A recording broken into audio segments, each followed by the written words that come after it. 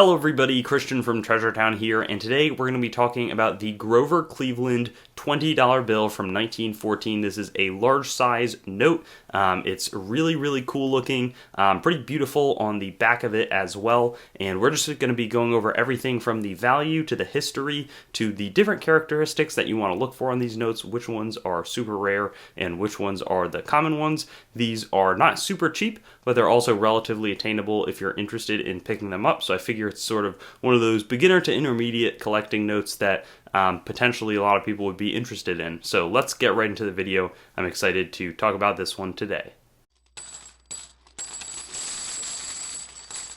And let's dive right in. So we're also going to be covering the $20 blue seals and red seals. I decided to add those in, but first we'll do a little bit of a value breakdown. I think graded, you're probably going to be looking at $100 to $150 for sort of normal notes that are not the star notes that look like this sort of at the end of the serial number, a large star, and you can pause the video if you have more questions, but uncirculated notes probably going to start in the near the low $1,000 mark. A little bit of a better look at the back because we'll be looking at the front quite a bit. Really nice transportation imagery as the technologies were being sort of rolled out at this point. We see Statue of Liberty, but we also see the boats, steamboats, the locomotives, which were so important back then. Then it looks like we've got even a little bit of a plane in the background and a car. So really neat.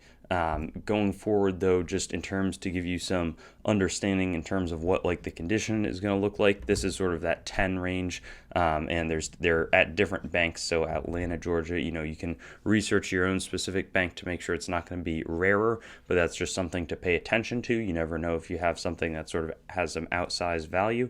This sold for $220, and then this is like a 64, really nice paper quality with the star note, $5,600, sort of at that upper end.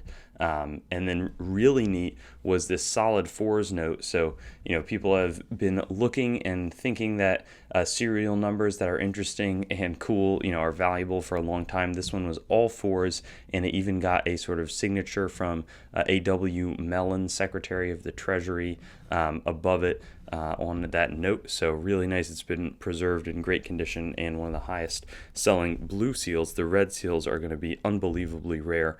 Another thing, while we're at it, it's pretty unlikely that you have one of these, but this is considered a changeover pair. So they're consecutive notes, 4-4-4-5, but even more important is that this goes from the 7GA to 7GH. They change over and go back down to the A. And these sold for $5,750, probably a premium increase of about 3 times compared to 2 consecutive notes in 53 condition. There's also this example of 53 or 25 consecutive notes, non-star notes, but all in a row were all graded anywhere between 63 and 67, sold for about $25,300 back in 2008. So just a lot of interesting things to note in terms of some of the errors. This one sold for a ton. Not only is it a star note, but it's also got a gutter fold where the printing, the paper folded over itself a little bit and then expands out afterwards. There's also the upper right corner that's missing, so just that's probably going to detract a bit from the value. I don't think that it's part of the error, though I could be wrong, but sold for $1,600. And then in terms of the red seal, much rarer of a note. You can see right here, very obvious if you have one. Often they're better, preserved. Start around $500, so maybe 5-6 times, and then I guess that value premium sort of holds through. We see a PMG 12 note. This was the lowest I could find from Cleveland, Ohio, featuring Grover Cleveland. $235. This one, though, some of the more valuable $20 bills in the game. This was the first, one of 3 number 1 serial numbers in 40 conditions, a little bit of wear, $86,000, an extremely rare note and something people paid a ton of money for. And then to close things out, this, I think it's like one of 3, still in pretty good shape, but also from Boston, I believe it's maybe a rare signature combination. There's a lot of intricacies that banknote collectors go crazy for. I always sort of think I don't pay as much when I collect to the signatures and the exact, FR952B designation, but it's something that when you have a note, it's always going to be worthwhile to really dig in, even beyond the material covered in this video, because it could be the right signature, the right serial number, especially on this older stuff, and something that might normally be $100 note could turn into $1,000, or even more than that. So hope that this was helpful. Give you a little picture in terms of what you've got on the 1914 Cleveland $20 Federal Reserve, some valuation estimates, and just a little bit more about what's going on with the note. And I'll look forward to seeing you on some other similar videos. It's been fun to go through myself. This is the most common large size $20 bill that's available to people, so a good way to collect. Remember, somebody who's not as commonly seen on the currency, though is still in the higher denomination notes later on, but not on any currently circulating ones. So hope you enjoyed, and I'll see you on some similar videos in the future. Thanks for watching the video. I'd encourage you to like, comment, and subscribe to the channel to stay updated. I've also got Facebook, Instagram, and Twitter, so you can follow me there.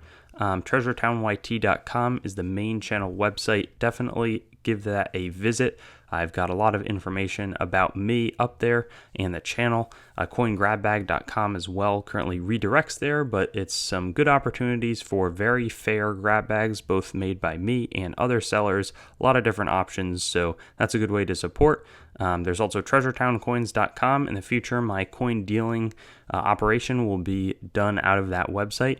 CoinMeltPrice.com for updates on the melt prices of your coins, both US and world. A lot of resources in that website. And then CoinsMetalsCards.com, being developed right now as a marketplace and news source for coins, metals, cards, and collectibles in general. So I'll see you on my future videos. Looking forward to seeing you there, and hope you have a good day.